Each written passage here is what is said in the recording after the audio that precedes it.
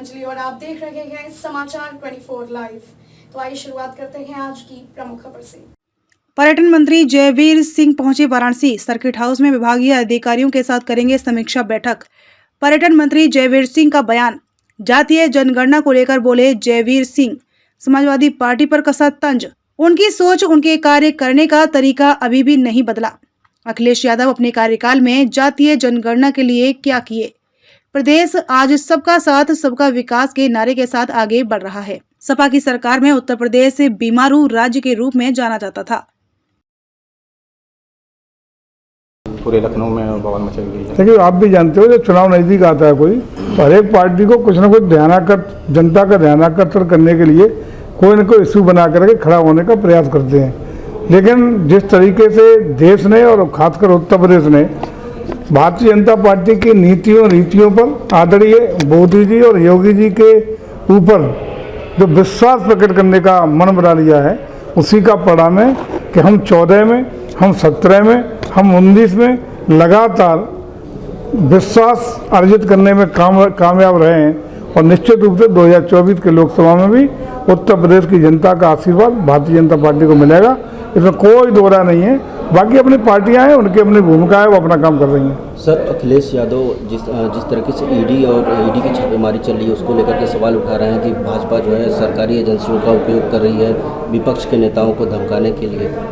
देखिए, संवैधानिक संस्थाएं अपना काम करती हैं, सरकार अपना काम करती है, पॉलिटिकल पार्टी अपना काम करती है, सबका अपना अपना दायित्व है। और मुझे लगता है संवैधानिक जो संस्थाएं हैं उनका विश्वास सबसे बड़ी चीज़ ये संवैधानिक व्यवस्था में है। लोकतंत्र को मजबूत रखने के लिए है, संविधान के दृष्टिगत वो अपने अपने दायित्व और कार्य बंटवारा है।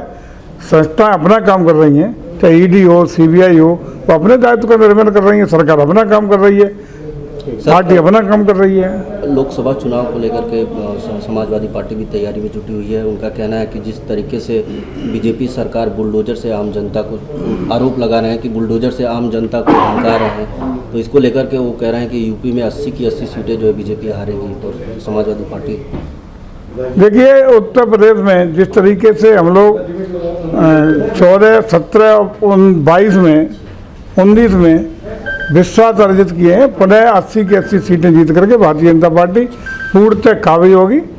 इन लोगों ने जनता की विश्वास को खोया है और जिस प्रकार से उत्तर प्रदेश में 12 से 17 में जनता ने झेला है अखिलेश जी को, उनकी गुंडई, उनकी अराजकता, जमीनों पर अवैध कब्जे, चौथ वसूली, असुरक्षा की भावना, इसको झेला है।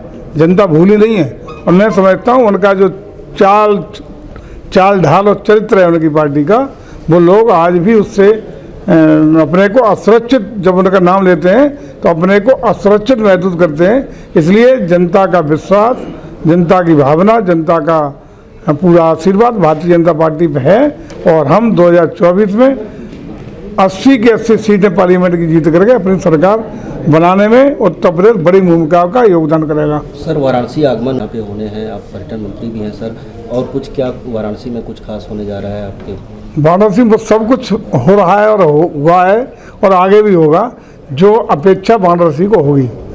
वाराणसी को भव्यता और दिव्यता देने के लिए भारत की सरकार आदरणीय मोदी जी के नेतृत्व में और उत्तर प्रदेश की सरकार आदरणीय योगी जी के नेतृत्व में शीर्ष प्राथमिकता पे यहाँ का विकास, यहाँ का काशी धाम का भव्यता और दिव्यता देने का मन पूरी तरह है। इसमें कोई कोताही नहीं होगी। जितने भी फंड की जिस योजना के लिए आवश्यकता होगी हम देंगे। और इसी के विषय, चूँकि यहाँ के प्रभारी मंत्री भी हैं, तो आज जिला योजना की बैठक होगी, इन सब मुद्दों पर चर्चा होगी।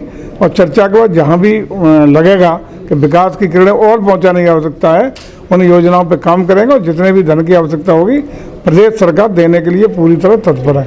सर, G20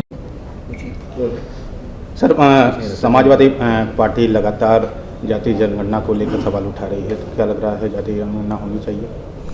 देखिए, हमें जो लगता है उनका सोच, उनकी कार्यशैली, उनका कार्य करने का तरीका अभी भी नहीं बदला। 12 से 17 के बीच में अखिलेश जी उत्तर प्रदेश के मुख्यमंत्री रहे थे। उस समय उन्होंने जाति गणना के लिए क्या किया? अगर उनका मन था और वास्तव में गंभीर थे उस विषय पे तो उसी समय उनको निर्णय लेना चाहिए था और करना चाहिए था। लेकिन आज हम सब जानते हैं कि उत्तर प्रदेश और पूरा देश सबका साथ सबका विकास के नारे के साथ आगे बढ़ने का काम कर रहा है। देश लोक कल्याणकारी योजनाओं को लेके, विकास को लेके, देश के अंतर्राष्ट्रीय ग्लोबल स्तर पर जो निवेश का एक वातावरण उत्तर प्रदेश में बना है वो इसलिए बना है कि उत्तर प्रदेश में लॉ एंड ऑर्डर और भ्रष्टाचार को लेके जिस तरीके से जीरो टॉलरेंस की नीति पर उत्तर प्रदेश की सरकार आदरणीय योगी जी के नेतृत्व में काम कर रही है, उसी का परिणाम है कि आज पूरे देश के साथ साथ अंतर्राष्ट्रीय स्तर पर भी लोगों का विश्वास निवेश करने के लिए उत्तर प्रदेश में बढ़ा है। आज जब उत्तर प्रदेश विकास की ओर अग्रसर है, नौजवान, किसान, व्यापारी, उद्योगपति से लेकर के हर वर्ग, धर्म और जाति के लोगों को समाहित करते हुए उत्तर प्रदेश तरक्की के रास्ते पर, विकास के रास्ते पर चलने का काम किया है। यहाँ एक और समाजवादी पार्टी के सरकार के कार्यकाल में बीमारू राज्य के रूप में उत्तर प्रदेश जाना जाता था, उसके विपरीत आज उत्तर प्रदेश जाना जाता है हिंदुस्तान का ग्रोथ इंजन बनने के लिए तैयार है। निवेश के लिए, विकास के लिए, लोक कल्याणकारी योजनाओं के लिए, लॉ एंड ऑर्डर के लिए जाना जा रहा है। ऐसी स्थिति में चाहे नौजवान सबके कल्याण की भलाई का काम हो रहा है, तो जात गणना करने की जो बात केवल और केवल राजनीतिक कारणों से वोट को हथियाने के लिए, पब्लिक को गुमराह करने के लिए इस तरह का स्टंट बनाए घूम रहे हैं जिसका कोई औचित्य नहीं है। कांग्रेस आज खबरों में अब तक के लिए बस इतना ही। मिलते हैं फिर ऐसी ही बड़ी खबर के साथ। तब तक के लिए नमस्कार और देखते रहिए समाचार 24 लाइव।